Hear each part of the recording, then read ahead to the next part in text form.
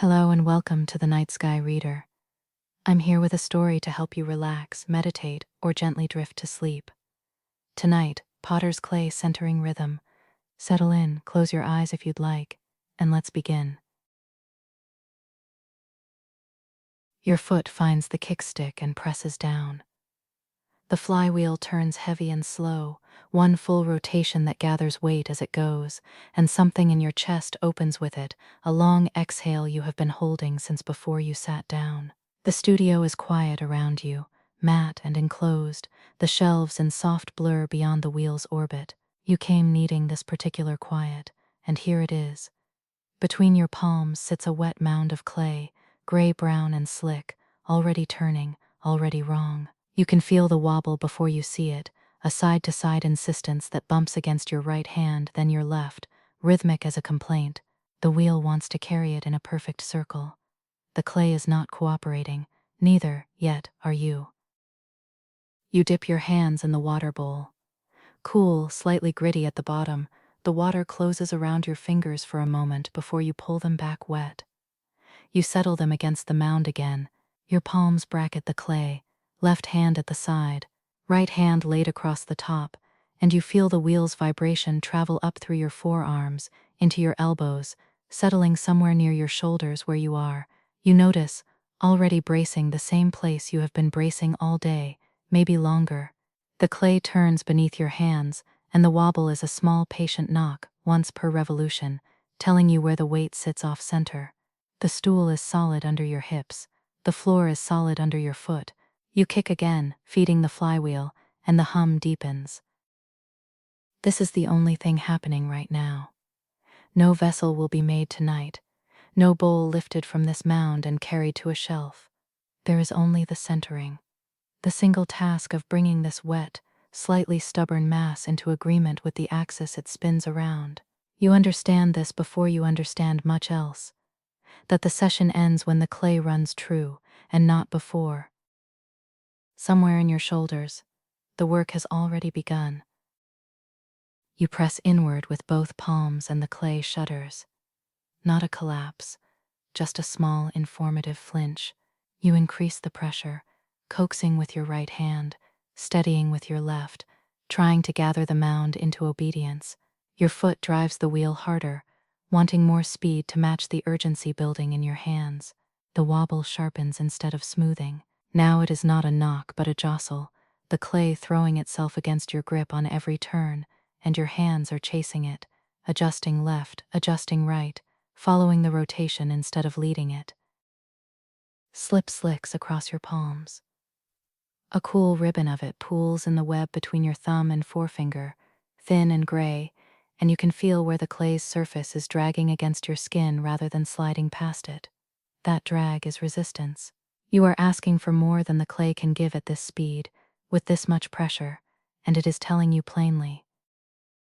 You push harder anyway.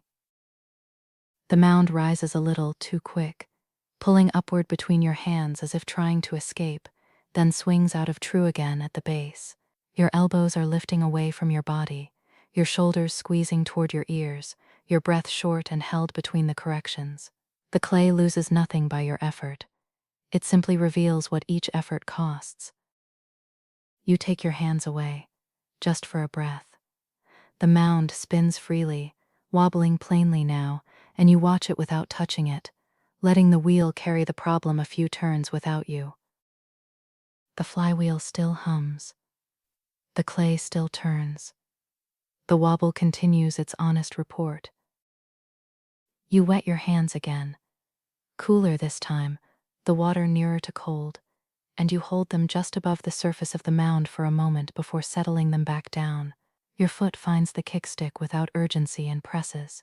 One stroke, deliberate, adding to the wheel's momentum without racing it. The flywheel accepts the push and carries it forward, and in that carrying you feel something. The wheel is not in a hurry. It has its own tempo, older and more patient than anything you brought through the door tonight. You let your elbows drop back toward your ribs. Your shoulders lower a little. The stool takes more of your weight. You are not correcting the clay now. Not exactly.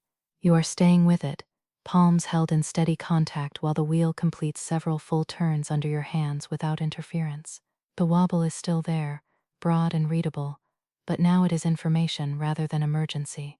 You feel where the heavier side passes beneath your right palm, a slightly firmer push, and where it passes your left, lighter, a ghost of contact. The lean is consistent. It repeats. This means you can work with it. You brace your left elbow against your hip and feel the difference immediately, a grounded stillness in that arm that your hands have not had before. Your right hand settles across the top of the mound, not pressing down but resting forward, and you coax the mass inward and down with a pressure that is more weight than will. The clay responds, not in a single transformation, but in small increments that build across several revolutions. The broad wobble narrows, the bump softens. A faint thickening of slip on one side marks the lean. You can feel it building slightly on your right hand, the extra mass passing through on each turn. You hold your pressure even, you do not chase it. You stay and let it come to you, and each time it arrives you meet it with the same calm weight, no more, no less, and each time it leaves a little quieter than before. Several revolutions go smooth. You notice this. The mound almost runs true. For 4 or 5 turns there is nearly nothing under your hands. No bump, no drift, only the clean gliding contact of clay meeting palm at the same radius every time around. It is there. You feel it, and in feeling it you reach for it, your hands tightening just slightly to keep what you've found, and the lean returns at once, sharper now, as if it had only been resting. You press harder to recover it. The mound gives, not violently but completely. It lurches outward under your right hand, soft and sudden, the base swinging wide, and what had been a lean becomes a full wobble again, worse than before, the clay rounding in a way that broadcasts its imbalance to the whole room. The wheel keeps turning. Of course the wheel keeps turning. The bump comes back like a meter, once per revolution, reliable and patient, and you sit with your hands lifted away from the surface while it passes beneath where your fingers were. Your shoulders are up near your ears again. Your breath is small. Something else tries to surface. It has been waiting, but the bump comes around again, and there is only the bump. You do not reach for the clay. You let the wheel carry its slow wobble through several more turns, and you watch what the clay does on its own, and what it does is this. Nothing new. It holds the same lean, the same rhythm, the same patient insistence on reporting where the center is not. The clay does not give up. It simply keeps showing you the problem, which is also showing you the way. You wet your hands once more.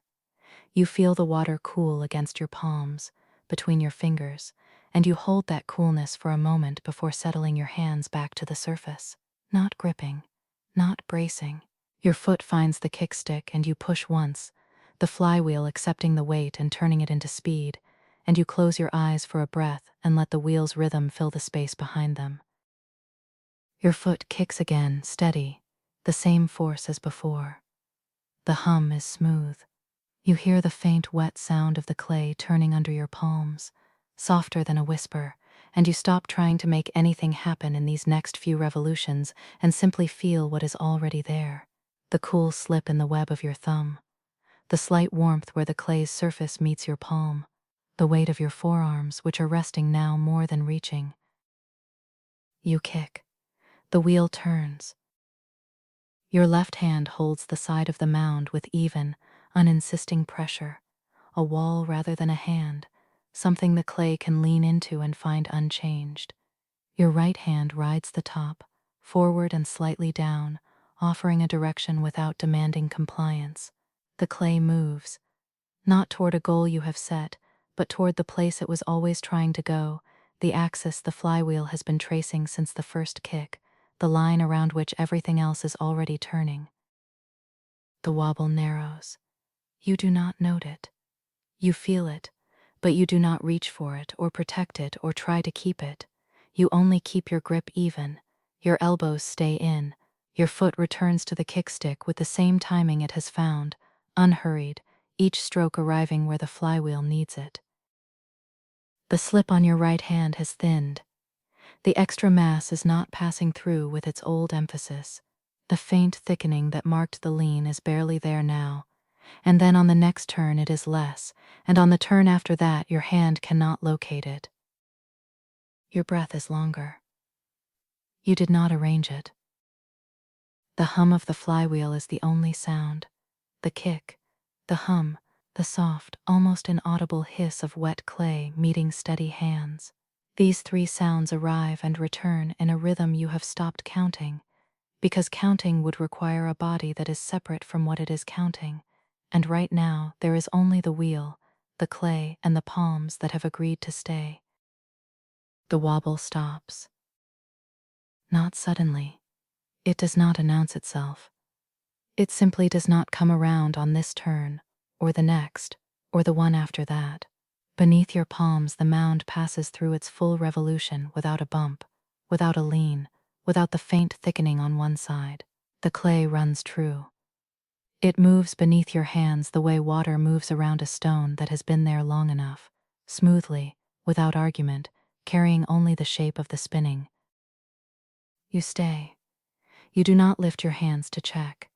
You stay through several more turns, waiting to see if the center is real or only a pause.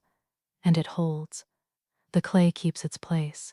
Each revolution brings the same clean contact, left palm and right palm receiving the same weight, the same radius, the same cool, slick, even surface turning without complaint through your open hands.